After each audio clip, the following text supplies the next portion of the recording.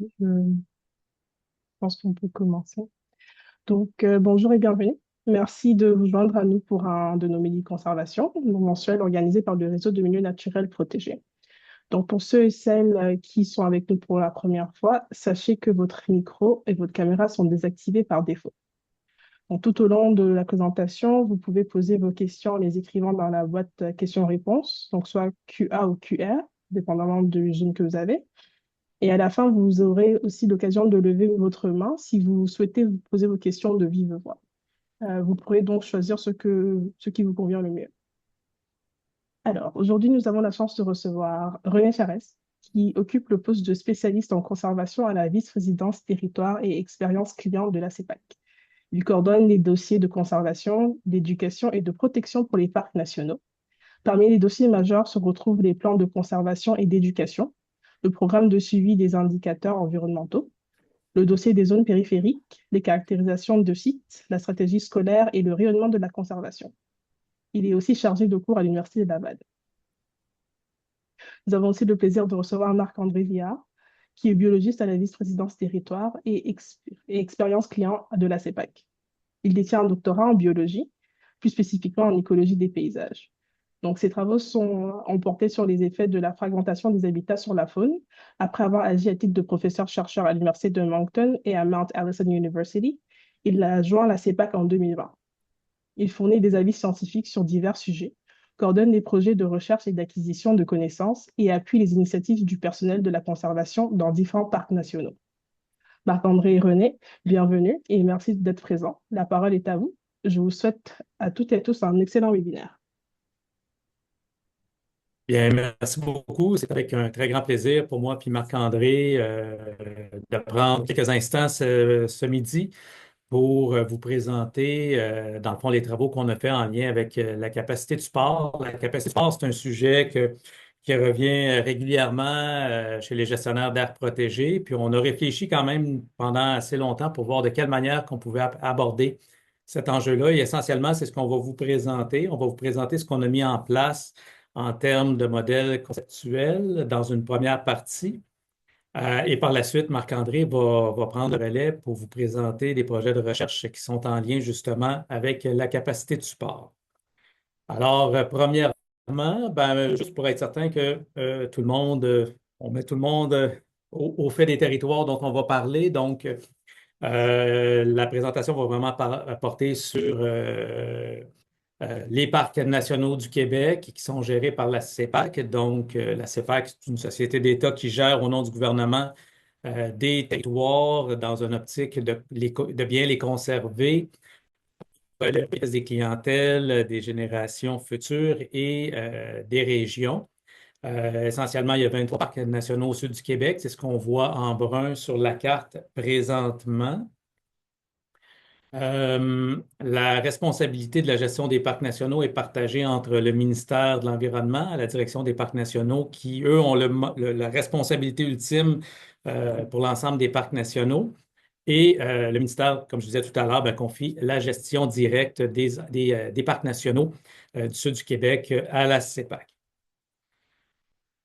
La mission des parcs nationaux, il faut avoir en tête que c'est d'abord et avant tout des aires protégées. Donc, la mission, c'est vraiment de conserver des territoires de façon la plus intègre possible et les rendre accessibles aux gens, à la population du Québec, puis les rendre accessibles pour que les gens puissent vraiment, dans un premier temps, avoir un accès à la nature, vivre des expériences extraordinaires, forger des souvenirs mémorables, et en même temps de comprendre à quoi ça sert et quels sont les bons comportements à réaliser dans ces territoires-là.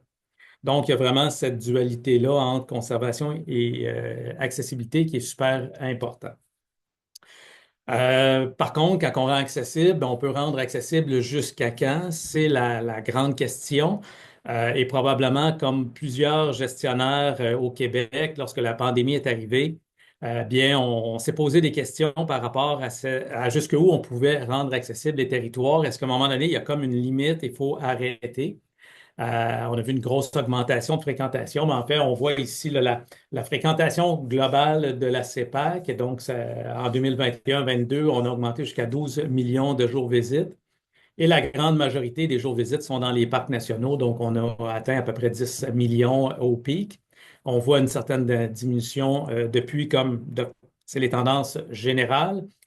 Et donc, la première, la deuxième année, on a été très inquiets de voir autant de monde arriver rapidement et on s'est posé la question.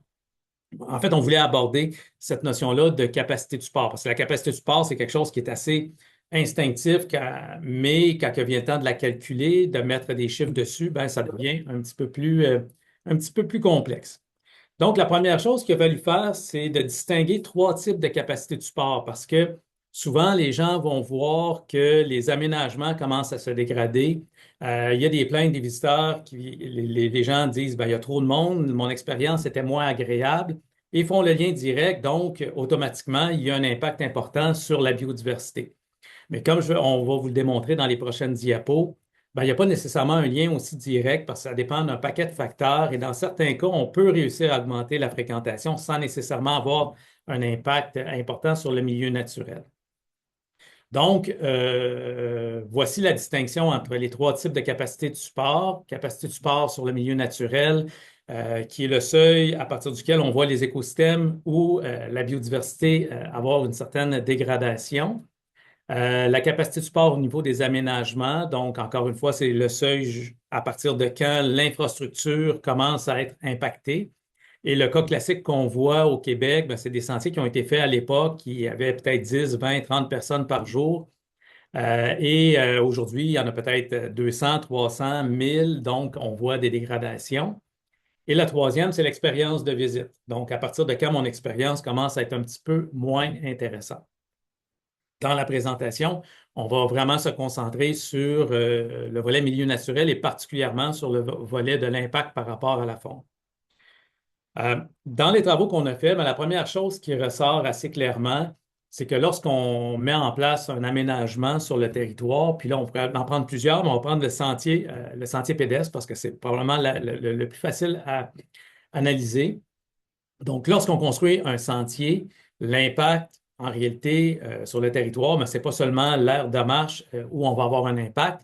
En fonction des espèces, il y a des espèces qui vont être davantage impactées par la présence humaine et cet impact-là peut quand même aller assez loin de part et d'autre du sentier. Donc, il faut voir toujours c'est quoi l'impact de mettre en place un sentier. C'est l'aire de marche avec une superficie à droite et à gauche du sentier.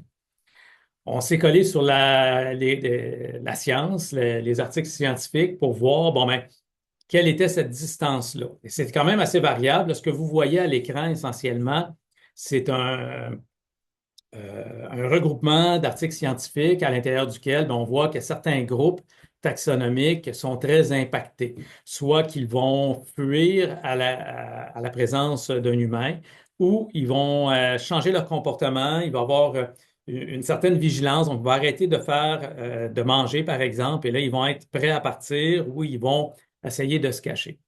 Donc, on voit par exemple que certains cervidés, c'est pas tous, les rapaces entre autres, sont très impactés. Quand on arrive avec des passereaux, ben, l'impact est beaucoup plus petit.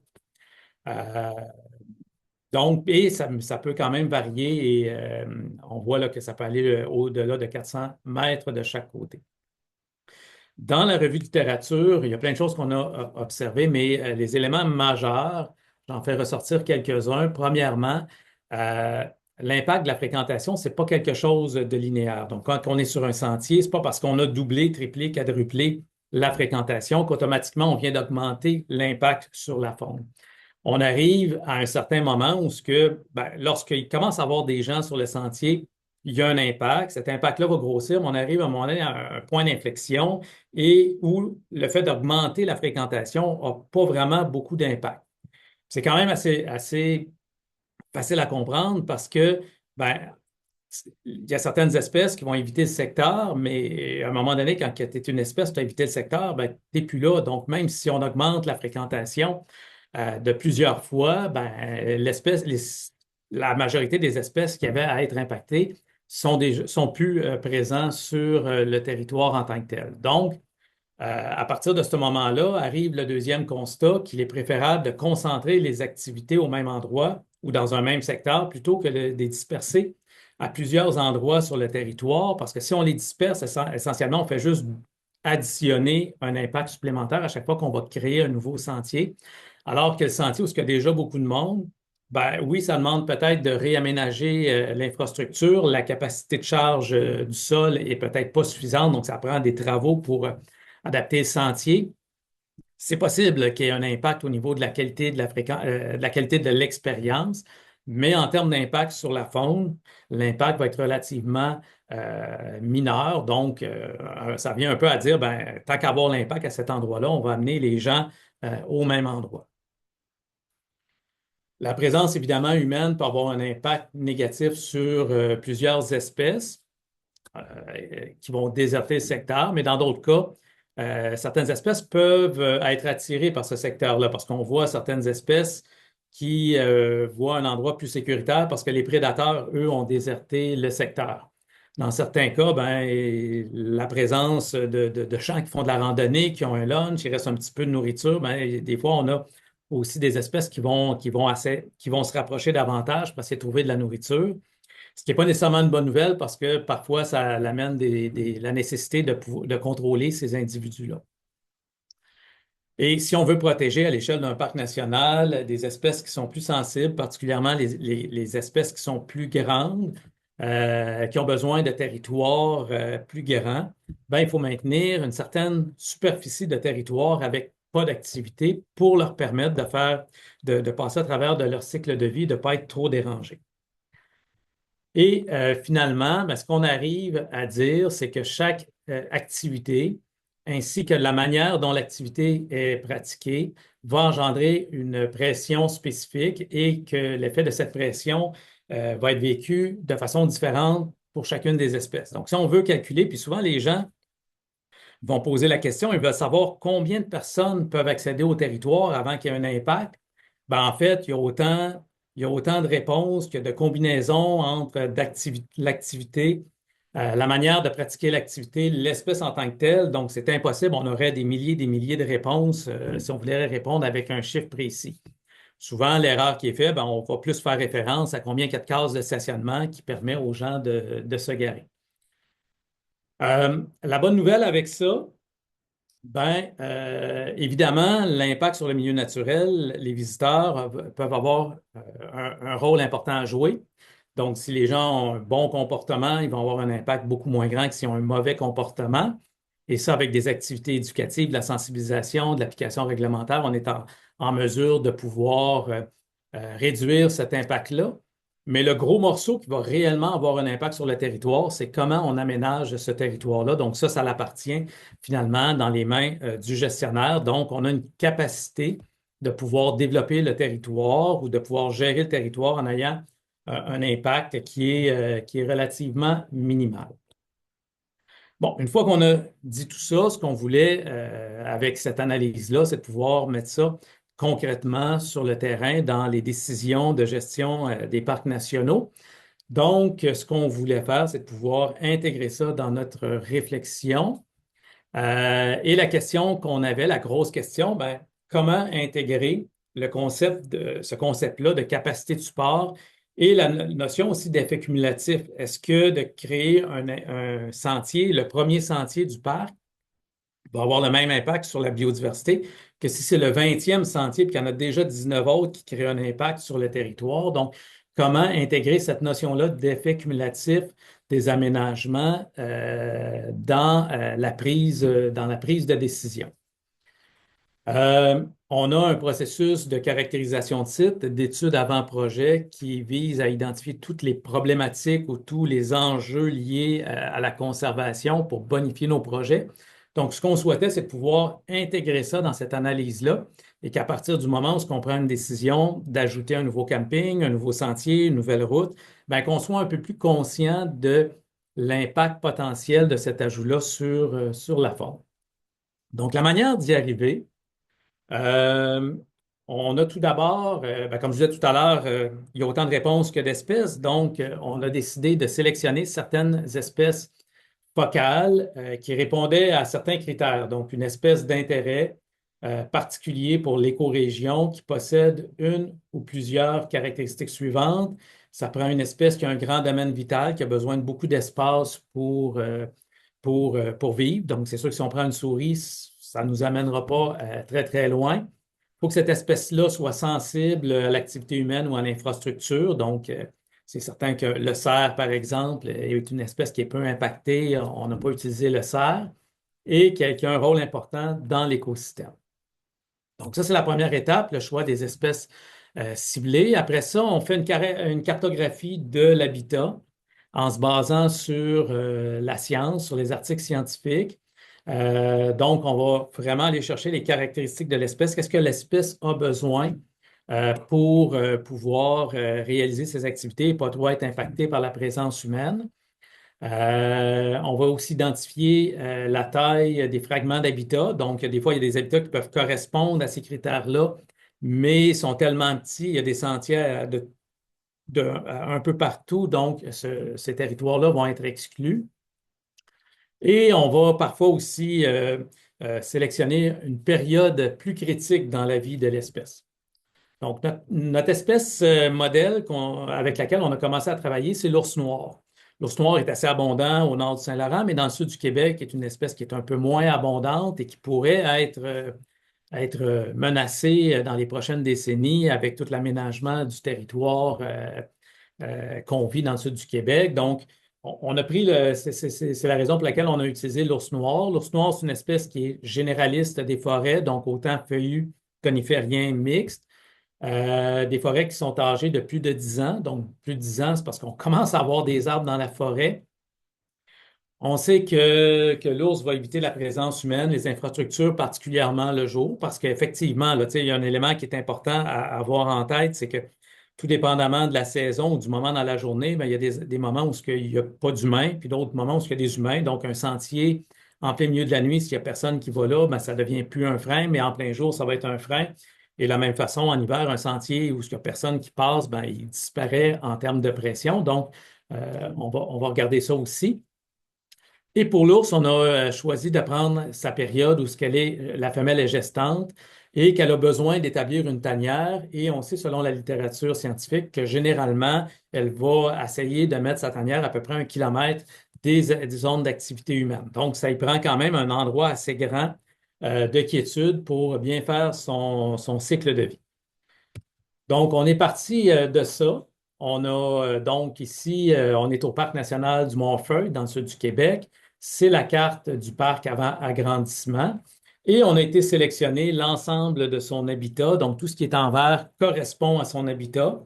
Ce qui est en rose, c'est des écosystèmes qui ne sont pas son habitat. Donc, on retrouve principalement des milieux humides et évidemment en bleu, l'eau. L'ours n'est pas très aquatique, donc ça ne fait pas partie non plus de son habitat. Donc, à partir de ce moment-là, on est capable facilement de voir sur la superficie globale du parc, qui fait 53,8 km², il y a 51 km² qui fait partie de son habitat. Donc, à la base, si on se rapporte dans le temps, avant qu'on ait transformé cet habitat-là, 95% du territoire est un habitat favorable à l'ours. Par la suite, et attention aux gens sensibles, on ajoute l'ensemble des aménagements, des infrastructures, donc les sentiers, les routes, les campings, les bâtiments. On ajoute une zone tampon de 100 mètres de part et d'autre de ces aménagements-là. Donc, c'est tout ce qui est en rose foncé sur la carte présentement. Et on va après ça soustraire tous les fragments d'habitat. Et comme je vous disais tout à l'heure, l'ours a besoin d'un endroit pour mettre sa tanière à 1 kilomètre des habitations. Donc, on fait essentiellement des cercles de 1 kilomètre. On essaie de trouver à quel endroit le cercle avec un rayon d'1 kilomètre ou un diamètre de 2 kilomètres, on est capable de le placer dans l'habitat. C'est ce qui reste en vert. Donc, aujourd'hui, après quand même plusieurs décennies, parce que c'est un parc qui a été créé au début du siècle dernier. Donc, on arrive avec une superficie d'habitat qui est favorable à l'ours d'environ 31 km². Donc, on voit qu'il y a quand même, excusez pas, 30,1% d'habitat, 16,5 km². Donc, on voit que l'habitat a été très considérablement réduit. Ce qui est intéressant avec le modèle, ben, ça nous aide instinctivement. On n'a pas besoin d'être un professionnel dans le domaine. N'importe qui regarde la carte et qui dit, bon, ben, à quel endroit je pourrais construire un sentier, un nouveau sentier, ne pas avoir d'impact sur l'ours, ben, il faut éviter essentiellement la zone verte parce que si on arrive, on crée un sentier comme vous voyez à l'écran présentement, puis qu'on est dans la zone qui est perturbée actuellement pour l'ours, ben, l'impact risque d'être relativement faible. Par contre, si on s'en vient faire un sentier comme le tracé que vous voyez à l'écran, ben là, on vient de perdre toute cette grosse partie-là de verre sur la carte et on vient d'avoir un impact considérable à la limite sur la survie même de l'ours dans ce secteur-là, parce que là, on vient de réduire de probablement un autre plus que 10 du territoire. Il n'en reste plus beaucoup qui est favorable à l'ours. Donc, ce bout-là, on va essayer de l'éviter. On a fait le même exercice avec le lynx. Essentiellement, le lynx a à peu près les mêmes caractéristiques que l'ours en termes d'habitat, mais on a pris le lynx dans un contexte hivernal. L'objectif de ça, au Parc national du Mont-Feuille, les activités entre l'hiver et l'été sont assez différentes. Donc, il y a des sentiers, des endroits qui disparaissent en termes d'impact. Donc, on voit ici là, que la carte est légèrement différente. Donc, je vous remets par exemple l'ours. Je vais le déplacer une couple de fois. On voit des endroits là, de verre qui apparaissent ou qui disparaissent. Donc, ça vient donner une deuxième lecture pour l'aménagement de nouveaux sentiers, par exemple, l'hiver, pour éviter d'avoir un impact supplémentaire. Donc, le concept, essentiellement, ce qu'on essaie de faire, c'est d'avoir à peu près 3 espèces focales par parc national. Et à chaque fois qu'on va créer un nouvel aménagement qui va avoir une importance là, sur le territoire, ben, on vient ajouter, on vient simuler l'ajout de cet élément-là et on vient, par le fait même, voir est-ce que ça a un impact important. On est capable de le chiffrer, mais je vous dirais que tu sais, il y a l'expression rien qu'à voir, on voit bien. Ben, les gens, comme je disais tout à l'heure, souvent qui vont prendre des décisions, mais qui ne sont pas des experts dans le domaine, on n'a pas besoin de faire une longue explication. Ils voient la carte et sont tout de suite capables de comprendre. Cet exercice-là va nous permettre aussi de suivre dans le temps quel est le pourcentage d'habitats ou la superficie des habitats qui sont favorables pour ces espèces-là. Donc, on va être capable, dans 10 ans, de voir est-ce qu'on a amélioré ou on a détérioré la situation. Ce sont des modèles, donc les données, on a été chercher les meilleures données qui étaient disponibles, mais ces données-là sont bonifiables. Quand on regardait dans la littérature scientifique, il y avait beaucoup de trous, il y avait beaucoup d'éléments qu'on n'avait pas d'informations très précises. Donc, pour parfaire un peu cette connaissance-là, bien, on a mis en place différents projets de recherche scientifique et Marc-André va prendre la relève pour vous présenter là, ces projets-là. Merci René. Donc, je vais prendre le contrôle et partager mon propre écran.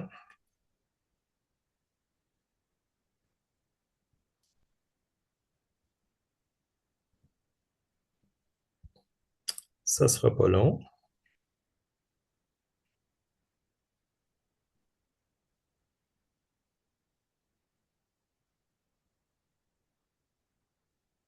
Bon, excusez, j'essaie de basculer. Et voilà. Bon. Donc, vous voyez bien l'écran. Comme le disait René, la littérature scientifique là, sur les effets des activités récréatives sur la faune demeure quand même limitée. On est limité dans les espèces qui ont été analysées et on est limité aussi dans les paramètres. Par exemple, si on veut comparer l'effet du ski de fond ou l'effet de la randonnée en raquette, il n'y a pas, à ma connaissance, d'études là-dessus sur, par exemple, la réponse de la marque d'Amérique. Donc, on a développé un programme de recherche sur quelques espèces pour raffiner un petit peu nos cartes de capacité de support. Donc, je vais vous présenter 2 des 3 projets qu'on a menés à date dans ce programme de recherche. Le premier projet, c'est un projet de doctorat qui est effectué par Thierry Grandmont, qui est étudiant à l'Université Laval en co-direction avec Pierre Legagneux. Et Thierry s'est concentré sur deux espèces d'oiseaux forestiers, la grive des bois et la chouette rayée. Vous allez me dire que ce n'est pas des espèces qui ont des grands domaines vitaux, en tout cas dans le cas de la grive des bois. Mais il faut savoir que dans le sud du Québec, dans des parcs comme Oka, Mont-Saint-Bruno, Boucherville, tout ça, on n'a pas de grande faune. Donc, on a tendance plutôt à choisir des espèces qui sont à statut précaire, comme la grive des bois, ou des espèces qu'on soupçonne d'une certaine sensibilité, comme la chouette rayée. Donc, je vais commencer par la grive des bois. Ce qu'on a voulu faire avec la griffe des bois, c'est d'aller plus loin que la simple présence, absence ou abondance. On voulait carrément déterminer si la fréquentation des sentiers avait un effet sur le succès de reproduction de l'espèce. Parce qu'encore une fois, c'est une espèce menacée, donc on a une grande responsabilité envers celle-ci. On a commencé par identifier l'habitat de la griffe des bois dans le parc, qui est représenté en vert pâle. Et en rouge, c'est les secteurs où on a fait de la recherche intensive de nids, de grives. Ça a été fait de 2021 à 2024. Et en 2022, on a ajouté aussi le parc du Mont-Saint-Bruno pour avoir une base de comparaison. Donc, la carte précédente, j'ai oublié de mentionner que c'était le parc national d'Oka. Et celle-ci montre le parc du Mont-Saint-Bruno avec toujours une bande de recherche intensive de nids qui faisait environ 125 mètres de chaque côté des sentiers. La comparaison entre Oka et Saint-Bruno, on a publié les résultats des 2 premières années. On a trouvé qu'il y avait une densité de nids qui était 3 fois plus faible à Saint-Bruno qu'à Oka. Ce n'est pas nécessairement relié à la fréquentation parce que ce sont à peu près les 2 parcs les plus fortement fréquentés dans le réseau.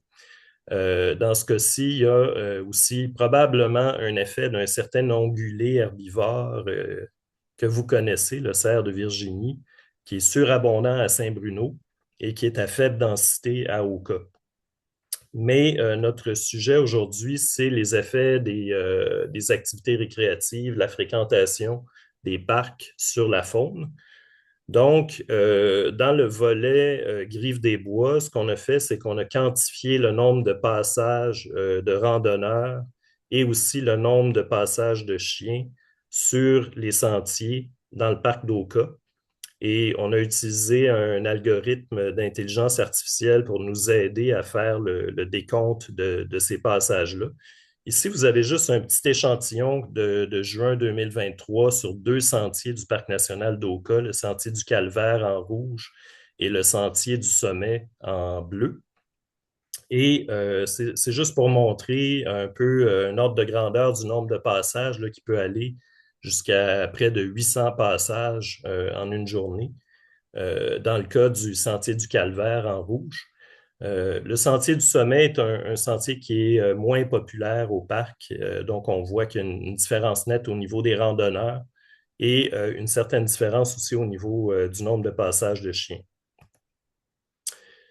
Donc, les résultats pour les 4 années viennent d'être compilés et ce qu'on observe, c'est qu'à mesure qu'on s'éloigne du sentier, le succès global des nids augmente. Donc, la probabilité que les adultes amènent leurs jeunes jusqu'à l'envol est plus élevée quand on est à 100 mètres, par exemple, qu'à 25 mètres. Et les couleurs ici montrent les différents sentiers ainsi que les voies de service en noir. Les voies de service, c'est les voies que nous, on utilise, les employés de la CEPAC, pour circuler. Il y a des randonneurs et des chiens sur ces voies de service, mais beaucoup moins que sur les sentiers. Et de fait intéressant, le succès de reproduction était le plus élevé le long des voies de service. Et à l'autre extrême, la ligne bleue montre le succès de reproduction le long du sentier du Calvaire, qui, on se souvient, était beaucoup plus fréquenté que le sentier du Sommet, qui se retrouve quelque part près des voies de service. Donc, il semble y avoir un effet de la fréquentation des sentiers sur la probabilité de succès des nids. Et pour essayer de mieux comprendre ça, on va poursuivre les analyses. Donc, je vais revenir à la précédente. On va poursuivre les analyses parce qu'il y a beaucoup de facteurs confondants qu'il faut intégrer dans tout ça, notamment la végétation, la hauteur des nids et ainsi de suite. Donc, on va formaliser le processus, on va avoir des modèles multivariables pour vraiment isoler l'effet de la fréquentation sur le succès de reproduction. La deuxième espèce, c'est la chouette rayée, que plusieurs d'entre vous connaissez sûrement. La chouette rayée, c'est une espèce qui n'est pas particulièrement farouche. On voit ici dans le cercle blanc, c'est une photo qui a été prise au Mont-Royal, mais on voit qu'une chouette rayée ici n'est pas du tout dérangée par le passage d'une personne en jogging. Quand j'ai observé cette chouette-là, il y a aussi eu un vélo de montagne qui a fait un saut à peu près à 15 mètres de la chouette et elle n'a pas bronché. Donc, on pourrait se poser la question, pourquoi travailler sur cette espèce-là dans un contexte de dérangement de la faune par la fréquentation? Ben, c'est que on voulait savoir si une espèce comme ça, qui ne semble pas affectée, pourrait montrer des signes plus subtils, notamment au niveau de la reproduction. Et ce qu'on a fait, c'est qu'on a travaillé avec un biologiste à la retraite, François Morneau, qui a compilé énormément de données depuis des années, mais en particulier depuis 7 ans, sur le succès de reproduction de la chouette rayée dans les différents territoires au Mont-Saint-Bruno. Donc, toutes les parcelles délimitées que vous voyez, ce sont des territoires qui ont été cartographiés par François. Et ce que François et Thierry ont fait, c'est qu'ils se sont dit, ben, grosso modo, plus il y a de sentiers qui traversent un territoire de chouette, plus on devrait s'attendre à un impact potentiel là, sur la reproduction de la chouette s'il y a un effet de dérangement, même si, comme je disais, ce dérangement-là n'est pas évident a priori quand on marche sur des sentiers qu'on voit des chouettes. Donc, ici, on a classé le niveau de dérangement en 4 valeurs selon le nombre de sentiers qui traversaient le territoire. Et ce qu'on voulait voir, c'est si le niveau de dérangement pouvait éventuellement affecter le nombre de jeunes moyens produits dans le nid correspondant, dans le territoire correspondant. Et ce qu'on voit, c'est une tendance à un effet négatif sur le nombre de jeunes moyens avec l'indice de niveau de dérangement qui, je l'admets, est assez grossier, mais néanmoins, on voit une tendance négative. Donc, ça aussi, c'est un projet qui est en marche. Thierry bénéficie là, d'un partenariat avec François et on travaille ensemble pour analyser la base de données qui a été récoltée sur cette espèce-là pour, encore une fois, contrôler des facteurs confondants et isoler l'effet du niveau de dérangement ou de fréquentation des sentiers sur la reproduction de la chouette rayée. Le deuxième projet dont je vais vous parler, c'est le projet de Jessica Bao, qui est une étudiante à la maîtrise à l'Université du Québec à Rimouski, co-dirigée avec Martin-Hugues Saint-Laurent. Donc, Jessica, elle, s'est penchée sur l'effet de la fréquentation des sentiers sur la répartition spatiale de la grande faune. Le terrain a été effectué en 2022-2023 dans 4 parcs nationaux qui sont représentés sur la carte. Donc, le parc national du Mont-Orford, le parc de la Jacques-Cartier, le parc des Grands Jardins et le parc des Monts-Valin. Donc, on a choisi ces 4 parcs-là parce qu'ils sont représentatifs d'un gradient de superficie, comme vous voyez sur la carte, et aussi de fréquentation. Le plus petit parc, le parc d'Orford, le parc du Mont-Orford, est aussi le plus fréquenté. Et à l'autre extrême, on a un parc qui n'est pas très grand, mais qui est le moins fréquenté, c'est le parc des Monts-Valin. Dans ces parcs-là, on a établi ce qu'on appelle des pièges photographiques. Donc, on a installé des caméras de surveillance sensibles au mouvement. Et on a déployé ces caméras-là à différentes distances des sentiers pour voir s'il y avait des effets de répulsion ou des effets d'attraction, comme ce que mentionnait tout à l'heure René. Donc, au total, pour les 4 parcs, on avait 809 stations de pièges photos, ce qui a généré plus de 5 millions de photos à traiter, incluant les photos prises de randonneurs et de chiens sur les sentiers. Donc, pour se démêler dans tout ça, Jessica a travaillé avec l'Institut national d'optique pour entraîner un algorithme qui nous a permis de synthétiser toute cette information-là. Donc, ça, c'est des exemples de sorties de WildlifeNet. Dans ce cas-ci, c'est le long des sentiers. Donc, on voit des humains, il va identifier les vélos, il va identifier les chiens aussi. On voit en bas à gauche un très petit chien. Et bien sûr, on avait aussi beaucoup de photos, près de 2 millions ou plus de 2 millions de photos d'animaux qui ont été prises par nos 809 pièges photos. Je vous donne un exemple des résultats qu'on obtient. Donc ici, vous avez des points en rouge qui sont les transects de caméra qui vont jusqu'à 500 mètres perpendiculairement au sentier. Et on a des points bleus aussi qu'on a placés volontairement très loin des infrastructures. Mais ce qu'on voit ici avec les flèches en jaune, ce sont des photos, des stations où on a eu au moins une photo d'un ours qui était seul. Et ça, c'est au parc national du Mont Orford. Et les flèches en bleu montrent des ours accompagnés d'oursons. Donc, on ne peut pas vraiment se hasarder là, à dire qu'il y a deux individus, mais on peut quand même soupçonner qu'on a une ours avec ourson dans le coin sud-ouest et un individu mâle ou femelle sans ourson dans le coin nord-est. On voit que les détections sont surtout dans les massifs d'habitat, mais aussi dans des fragments. Et on a un cas d'une incursion près du centre de ski en bas à gauche. Mais globalement, on voit que l'ours semble respecter l'habitat qu'on lui avait cartographié. Donc, si on conclut, la gestion des aires protégées, c'est une question d'équilibre entre nos fonctions d'accessibilité à la nature et de conservation. Et évaluer la capacité du sport, pour nous, c'est essentiel au maintien de cet équilibre. Donc, merci à tous et à toutes.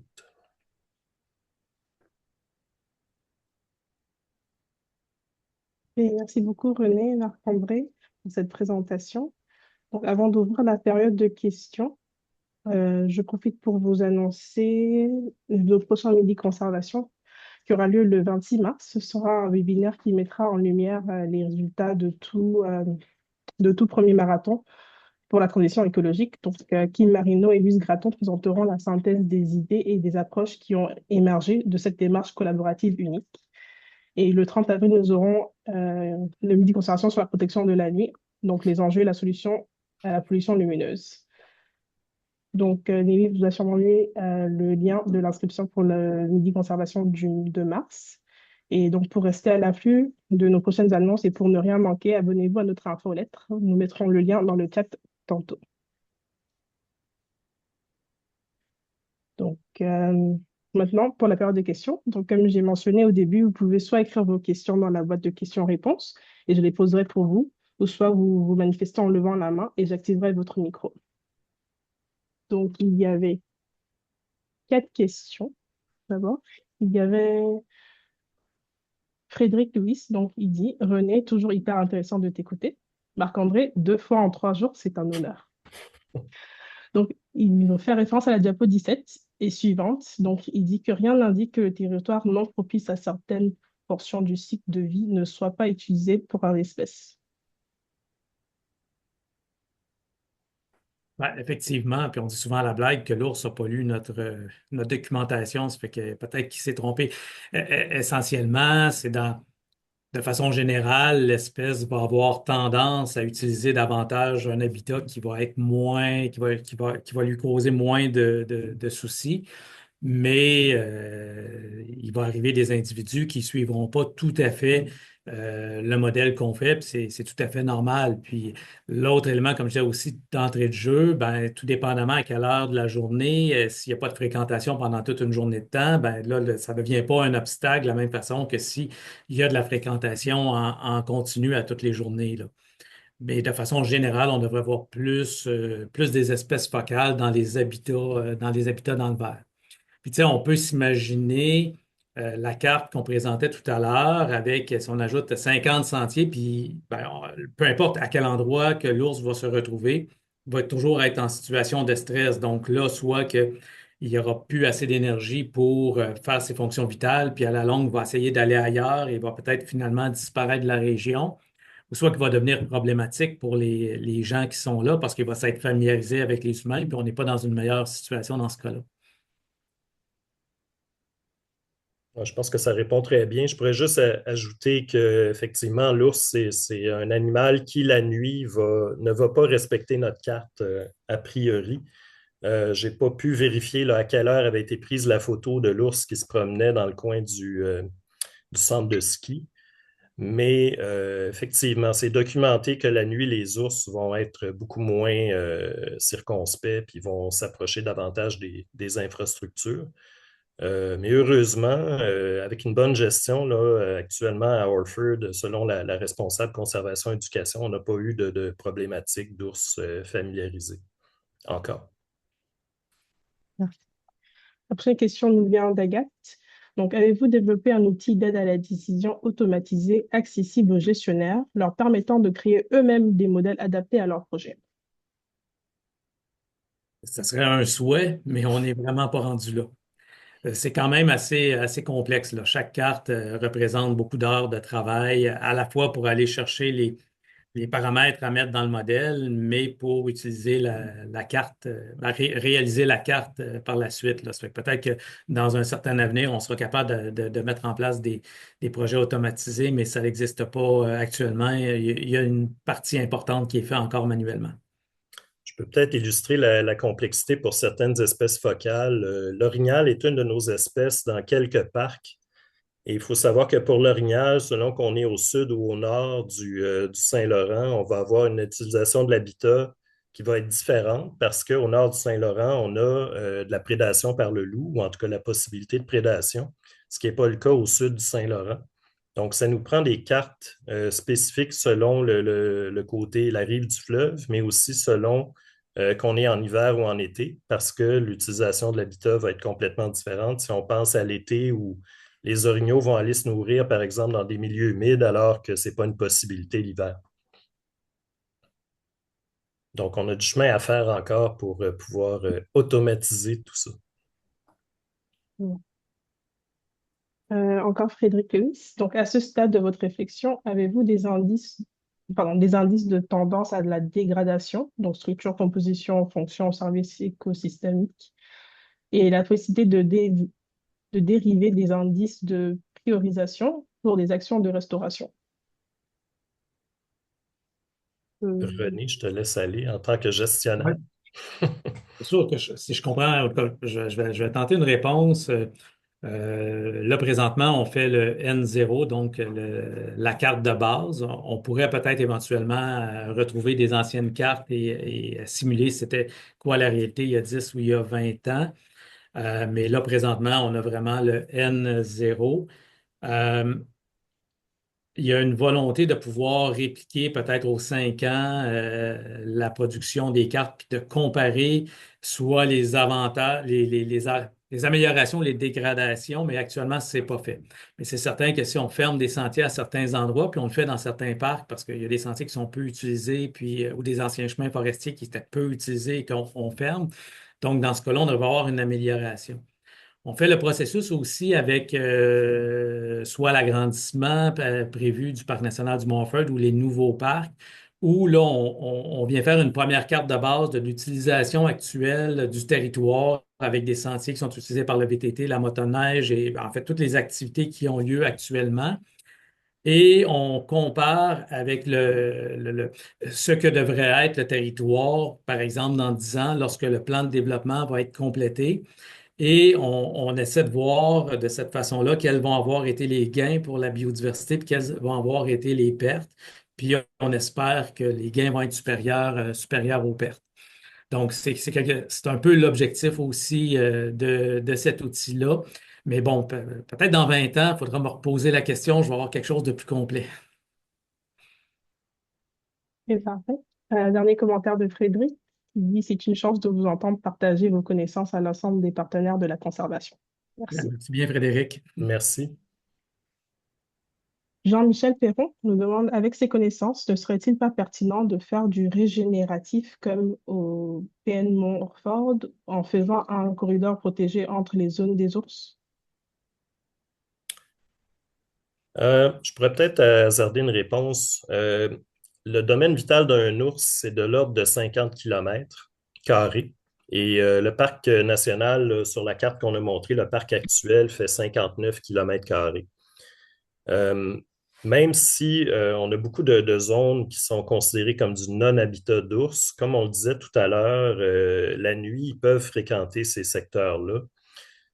Puis au niveau des déplacements, le principal problème de l'ours, c'est de ne pas se retrouver dans des endroits développés ou dans des campings ou des infrastructures comme celle-là. Mais il n'y a pas vraiment de grandes contraintes en termes de connectivité. Donc, nous, on ne voit pas ça là, comme un enjeu de connectivité, les différents noyaux de massifs d'habitat, parce que la nuit, effectivement, c'est connecté, là. Mais c'est sûr qu'il faut être sensible à ça, parce qu'il y a d'autres espèces où ça serait beaucoup plus un enjeu. Par exemple, une martre qui n'a pas tendance à s'éloigner du couvert forestier sur plus qu'une centaine de mètres. Donc, c'est sûr que pour ces espèces-là, on est beaucoup plus sensible à ces enjeux de connectivité, puis on essaie d'en tenir compte là, dans les plans d'aménagement. J'ajouterais peut-être que ce qu'on vous a présenté, c'est un modèle. L'objectif premier, c'est pas de protéger l'ours et de protéger le lynx spécifiquement, mais c'est plutôt de se servir de ces deux espèces-là. Et si on fait un aménagement qui est adéquat pour ces deux espèces-là, selon les modèles, ben, on peut prendre pour acquis qu'on va avoir protégé aussi les besoins vitaux de plusieurs autres espèces. Donc, il faut vraiment le voir comme un modèle qui nous aide à prendre les décisions. Je peux peut-être juste ajouter une petite, un autre élément. On a parlé des fragments quand on parlait de l'ours noir. Ça, c'est vraiment orienté sur le choix des sites de tanière par les femelles. C'est là que vraiment on peut tenir compte là, de l'aspect fragmentation et de l'aspect spatial parce qu'on veut que le parc continue d'être un site où les ours peuvent se reproduire en paix, si on peut dire. Donc, à ce niveau-là, il y a vraiment un aspect spatial dont on tient compte spécifiquement pour l'ours qui est exigeant à ce niveau-là. Merci. Donc, il y a Robin Bourgeois. Est-ce que vous avez des études sur la capacité de support en milieu urbain ou périurbain? Ben, n'ayant pas de parc vraiment en milieu urbain, périurbain, non. Mais bon, quand il y a des grands parcs urbains, on pourrait appliquer la même logique, effectivement, là, avec des bonnes données sur la végétation. Merci. Mais il y a quand même un niveau de difficulté qui est un petit peu plus grand parce qu'il faut avoir un parc qui va supporter une espèce à grand domaine vital. Donc, là, présentement, dans les cartes qu'on a réalisées, on parle beaucoup des parcs avec une superficie, pas nécessairement une très grande superficie, mais comme le Mont-Feuille de 50 km² ou plus grand. Quand on arrive avec des parcs de 10-20 km², on n'a pas encore testé le modèle, mais on voit des difficultés. Puis on est peut-être un peu plus dans un mode de réflexion pour protéger des espèces rares, des espèces qui sont associées à des habitats plus spécifiques et de plus petites superficies. Et dans un parc urbain ou périurbain, on peut avoir des espèces comme la grive des bois. Et puis, je pense que nos travaux là, peuvent montrer comment gérer ces milieux-là pour maintenir une qualité d'habitat de reproduction.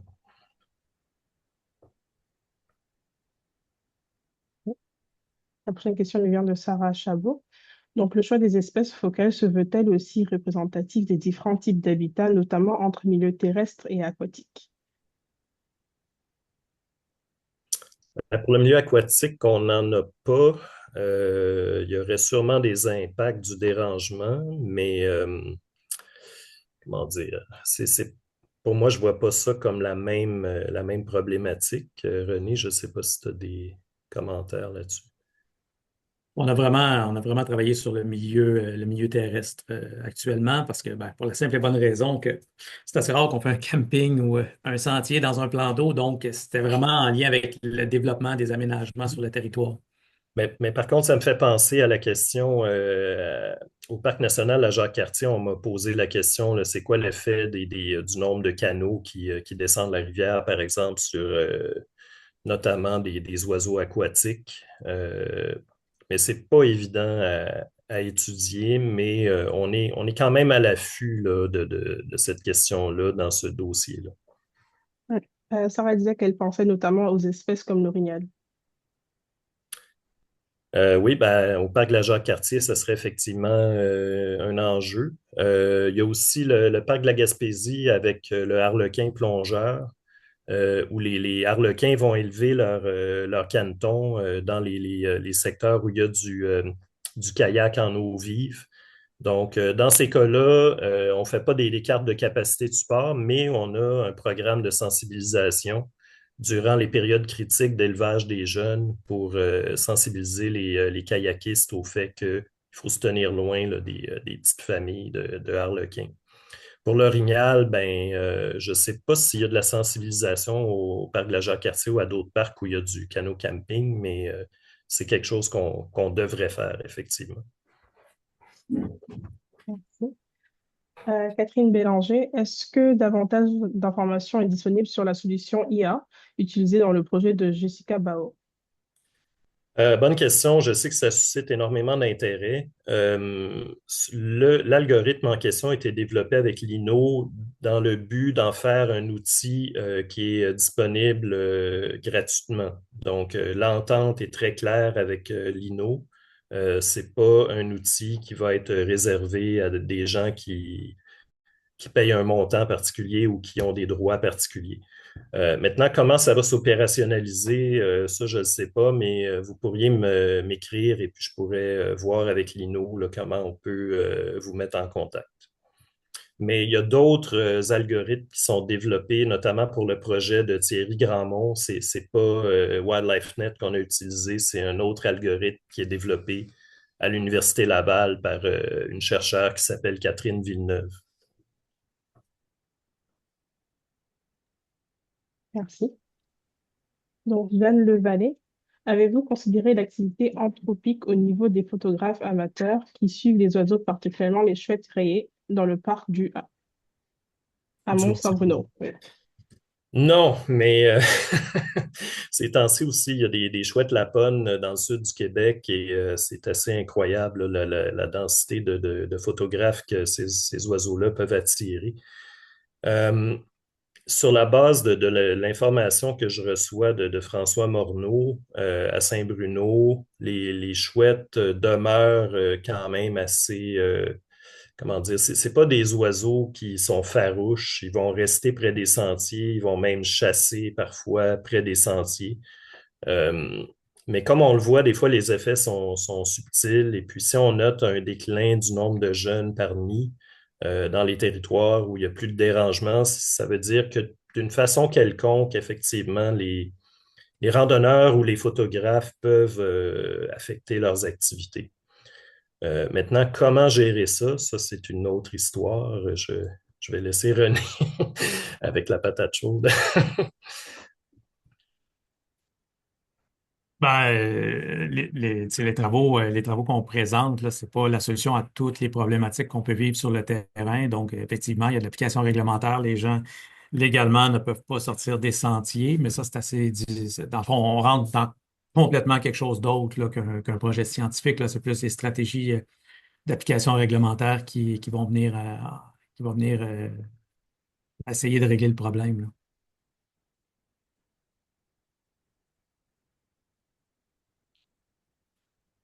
Vous avez parlé de différentes recherches, mais savez-vous si les organismes peuvent accompagner des propriétaires et gestionnaires de terres privées pour les aider à évaluer la capacité de support d'un milieu? La question nous vient de Marie-Michel Deyon. Je pense que les études, c'est sûr que nous, dans les projets de maîtrise, doctorat, tout ça, on veut diffuser l'information sous forme de publications scientifiques, mais certainement que Thierry et Jessica, entre autres, là, vont donner des présentations publiques. Donc, de cette façon-là, on peut outiller différents organismes qui voudraient travailler avec des partenaires de propriété, de conservation, certainement.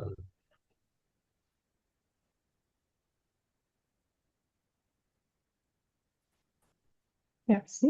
Et puis, un merci d'Agathe qui dit merci beaucoup, c'est très intéressant. Euh, Merci. Louise Gratton, est-ce qu'on peut te donner la parole?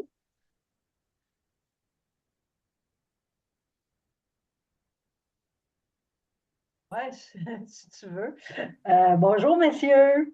Bonjour Louise. Très belle présentation. Je vais même m'en servir. Je donne peut-être que les gens qui écoutent, qui vont être intéressés dans le sens où ce qui est applicable pour des sentiers de randonnée, quand vous faites des évaluations en milieu urbain, de développement urbain, du dérangement, parce qu'on ne parle jamais du dérangement de la faune, pas rien qu'en milieu urbain, des développements ailleurs. Comment est-ce que ça peut, juste un passage sur un sentier, ça, imaginez un développement domiciliaire, ça peut vous servir, les résultats de ton étude, entre autres, sur la griffe des bois, là, je la trouve vraiment intéressante pour prouver que tu peux avoir un impact jusqu'à 400 mètres et peut-être pas 400 mètres, mais sur une certaine distance, C'était 100 mètres là, qu'on 100 avait mètres. dans. Est-ce que Ouais. 100 mètres, OK. Ben, c'est quand même important parce que dans un cas en particulier que je n'aimerais pas, on propose de garder un corridor de 100 mètres de large, mais il n'y aura pas rien là-dedans. Là. En tout cas, ceci dit, ma question revient, vous savez que j'avais écrit un mémoire dans le temps que j'étais pour Nature Québec sur l'agrandissement du parc du Morford, puis c'était une de mes préoccupations. C'était la quantité de sentiers qui se multipliaient à des distances très rapprochées les uns des autres. Alors, comment vos travaux vont influencer les futures infrastructures dans la nouvelle partie du parc du Morford? OK. Ben, peut-être que je pourrais, premièrement, dire que dans le fond, les travaux qu'on vous a présentés sont arrivés après la réalisation des plans d'aménagement qui avaient été présentés aux audiences publiques du BAP pour l'agrandissement du parc du Montfort. Donc, cet aspect-là avait peut-être été moins pris en considération et qu'actuellement, on travaille avec le parc et les cartes qu'on vous a présentées pour bonifier euh, le le maintien de, comme on présentait, là, de territoires qui a pas d'activité humaine. Je sais aussi que puis là, je ne pourrais pas aller trop loin à ce niveau-là, mais que Oui, le oui. ministère a pris en compte les différentes recommandations du BAP pour améliorer la situation.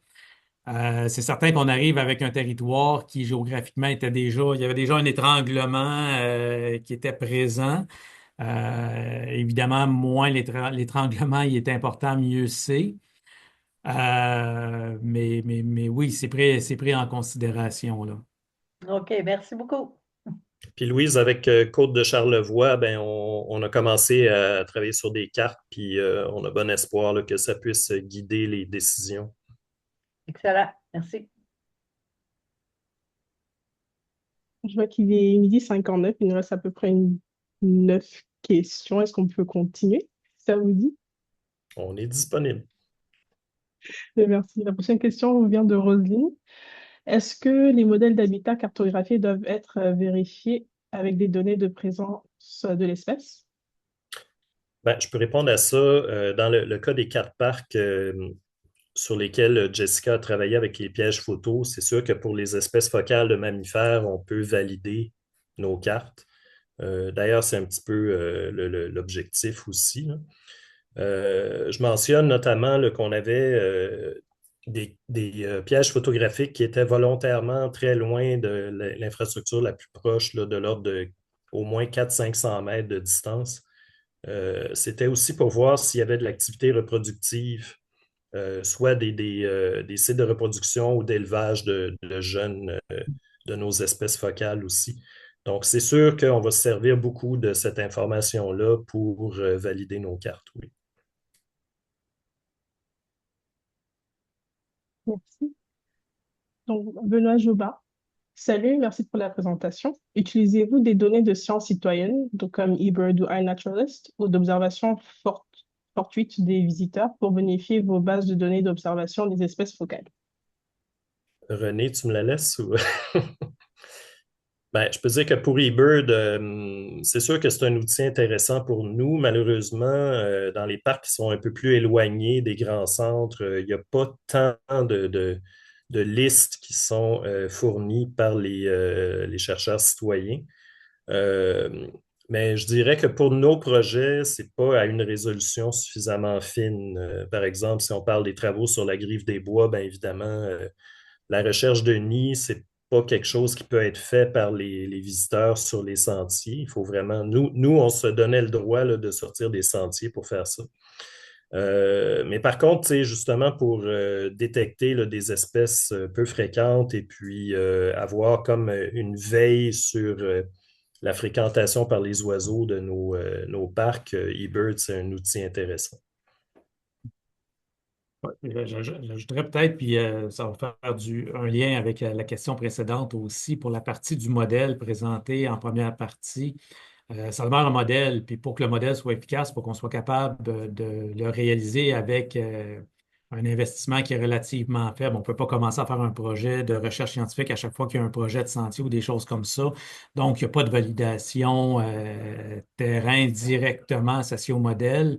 Ce sont des projets de recherche après ça qui peuvent s'ajouter, comme on a présenté, là, pour bonifier ou peut-être changer la zone de 100 mètres. On peut peut-être réaliser que c'est 50 mètres, c'est 150 mètres, mais le modèle va donner de toute façon à peu près la même chose, là. Donc, il y a pas, c'est vraiment, l'exercice est vraiment un exercice cartographique à la base.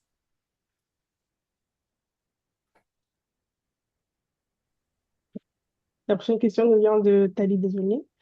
Avez-vous remarqué un plus grand impact négatif chez les espèces étudiées lorsque les chiens sont permis dans certains sentiers? Euh, à date, les travaux qu'on fait, en tout cas dans le dossier de l'étude de Jessica Bao, on avait considéré d'étudier cette variable-là, mais ça prend vraiment une bonne puissance statistique.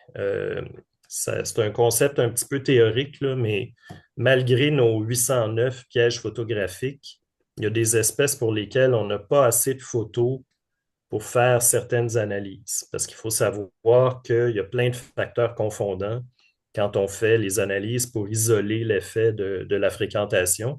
Fait que si on isole l'effet des chiens en plus, c'est encore plus difficile. Euh, Par exemple, à Orford, il y a des espèces comme le coyote qu'on n'a pas pu étudier parce qu'il y avait, je pense, 3% des stations où il avait été détecté. Donc, ce n'était pas suffisant là, pour commencer à faire des statistiques. Donc, non, on n'a pas cette réponse-là, ni pour la grande faune, ni pour les oiseaux. J'ai mentionné la griffe des bois. On a trouvé quand même 153 nids en 4 ans, ce qui est pas si mal pour ceux qui connaissent la recherche de nids. On avait 113 nids où on connaissait le destin, si le nid avait eu du succès ou non. Mais divisé sur 4 ans, ce n'est pas un si gros échantillon. Donc, on n'est pas capable d'avoir des modèles spécifiquement sur le passage de chiens. Donc, ça serait plus des expériences qu'on va faire avec des chiens en laisse. On va approcher des nids qui sont près des sentiers, puis on va observer le comportement, la réponse comportementale des adultes près du nid. Bon. Véronique Vermette nous dit, c'est un super portrait de la situation et outil en soutien à la poursuite du développement de l'offre créative. Est-ce que vous percevez aussi que la fermeture de sentiers ou secteurs de camping pourrait être bénéfique ou neutre et reviendrez-vous en arrière? René? Dans les fermetures qu'on a fait jusqu'à présent, on parle principalement de sites qui sont peu utilisés, là. On n'est pas dans des. On fermera pas le camping au lac Stockley, là. C'est pas ça qui est l'objectif. Puis, tu sais, si je reviens avec la mission des parcs, il y a quand même un volet d'accessibilité. Donc, l'objectif n'est pas tant de commencer à tout fermer les aménagements qui ont été faits historiquement. C'est de, oui, peut-être en fermer quelques-uns lorsqu'on voit que ça a un impact majeur, mais c'est surtout de mieux orienter le développement des nouveaux aménagements. Puis ceci étant dit, ben, un parc comme on vous a présenté, c'est un parc qui est quand même développé là, pas mal à pleine capacité. Donc, c'est pas un parc où il y a un intérêt à doubler, par exemple, le site de camping actuellement, là. Mais c'est ça, l'outil est vraiment pour les aménagements là, à venir. Cette question-là, bonjour Véronique, cette question-là était vraiment débattue aussi à Oka. Si vous connaissez le parc, puis bon, la plupart des gens, ils veulent aller à Oka pour monter au Calvaire, monter aux chapelles. Mais c'est ça, c'est vraiment difficile de fermer des segments de sentiers parce qu'il n'y a pas 36 façons de se rendre au calvaire. Mais bon, pour ceux, encore une fois, qui connaissent bien le parc, on pourrait toujours concevoir, par exemple, de court-circuiter une boucle qui n'est pas essentielle et puis de passer par une voie de service pour monter au calvaire. Mais ça va être la décision de la direction du parc et de la CEPAC. Véronique rajoute super intéressant, messieurs. Merci. La prochaine question nous vient de Annie Kingston. Donc, bonjour René, bonjour Marc-André. Très content d'en apprendre plus sur le sujet et d'enfin en savoir plus sur le projet de recherche de Jessica Bao. À la lumière des données à ce jour, est-ce que vous avez pu déterminer si certaines activités récréotouristiques affectent certaines espèces plus que d'autres? Exemple, le vélo de montagne affecterait davantage l'ours noir que la chouette rayée. Il est clair que d'autres éléments rentrent en compte, mais est-ce qu'on peut en tirer des constats génériques quand même? Merci pour la question. Ma réponse va être très, très plate, malheureusement. C'est qu'encore une fois, c'est une question de puissance statistique. Il y a plusieurs espèces pour lesquelles on n'a pas suffisamment de photos et celles pour lesquelles on a assez de photos, souvent, on n'arrive pas là, à préciser ou comparer les modèles avec seulement les passages de vélo de montagne versus les passages de randonneurs. Donc, malheureusement, je pense que pour répondre à ces questions-là, il faudrait vraiment avoir des approches expérimentales.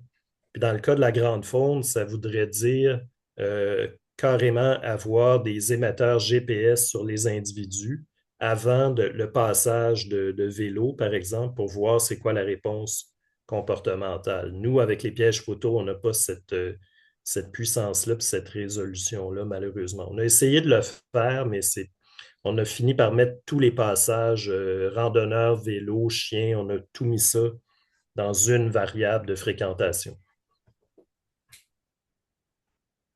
Merci. Donc, il y a Guillaume Moreau qui nous dit, vous mentionnez que pour la sélection des espèces focales d'avoir un grand domaine vital, sensibilité particulière à l'activité humaine et le rôle important dans l'écosystème.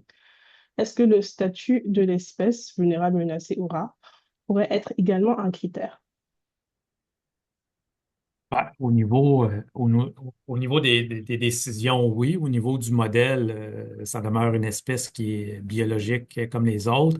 Mais c'est certain que si on l'a pas fait pour le caribou, en fait, on a des cartes pour l'habitat du caribou, mais c'est certain que les décisions de gestion sont différentes et il y a beaucoup moins de possibilités. De toute façon, pour le caribou, c'est réglementaire. Quand on arrive avec une espèce qui est menacée, mais qui est à plus petite échelle, essentiellement, ce qu'on vise, c'est pas à ne pas fragmenter l'habitat, c'est à protéger 100% de son habitat. Donc, encore une fois, là, c'est peut-être pas tout à fait le modèle approprié pour une espèce qui serait vraiment très associée à un habitat qui est de petite superficie et très précis, là.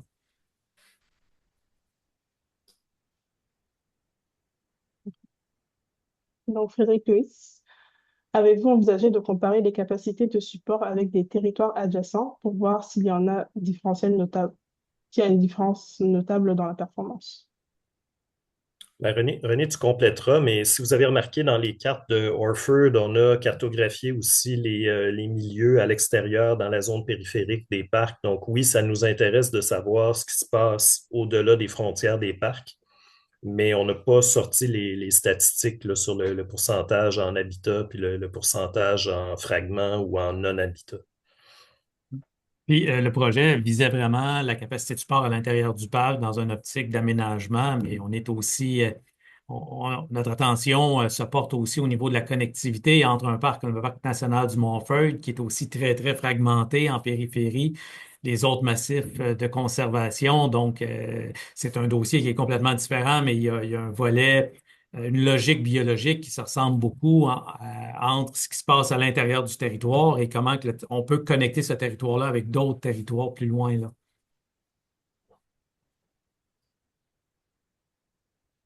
Ouais.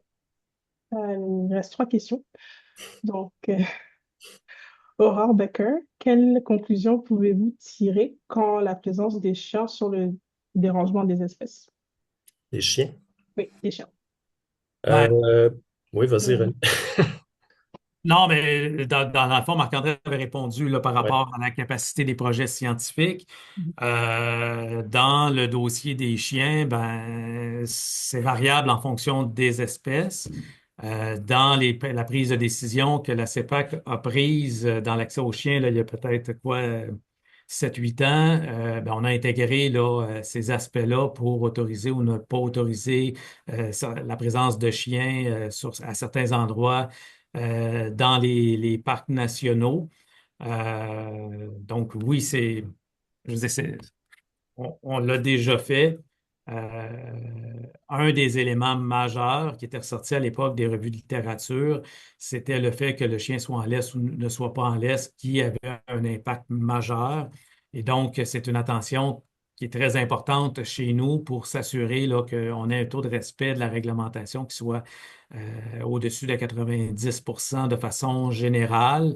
Et on intervient là, évidemment là, quand on voit que cette réglementation-là n'est pas observée. Donc, mais là, encore une fois, le projet en tant que tel ne permet pas là, d'aller beaucoup plus loin. Compréhensible. Claude Samson, présentation très intéressante et cela indique que notre plan de conservation que nous élaborons actuellement pour la protéger Montcaïcou, donc c'est 40 km², est réellement selon les bons paramètres quant à la préservation de la biodiversité, notamment la grande faune.